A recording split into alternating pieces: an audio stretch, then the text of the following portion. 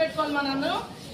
మనం మన పుట్టుకతో మనకి ఏమీ ఆస్తి లేదు, మన దగ్గర ఏ సంపాదన లేదు, అయినా తల్లిదండ్రులు మనం పెంచి పెద్ద చేశారు కాబట్టి పెద్దవాళ్ళేగా వాళ్ళు ఆస్తిస్తేనే చూస్తాము. అలాంటి ఆలోచనలు చాలా పొల్యూటెడ్ థాట్స్ అనమాట.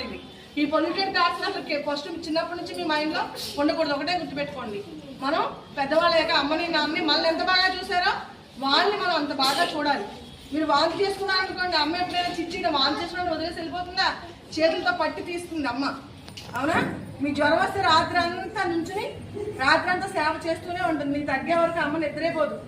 అలాంటి పెద్దవాళ్ళని మనం ఆశ్రమాల్లో చూడకుండా వదలడం అనేది అసలు ఎప్పుడు మన ఆలోచనలోకి రాకూడదు.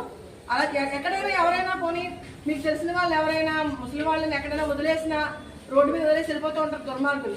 అలా చూసినా మీరు, లేకపోతే ఎవరైనా బాధ పెట్టినా మీ నోటీస్కి వస్తే మనకు స్వచ్ఛంద సంస్థలు ఉన్నాయి. మీకు ఏదైనా తెలిసిన వాళ్ళు ఉంటే నెంబర్స్ మన స్కూల్కి ఇస్తే మనం వాళ్ళు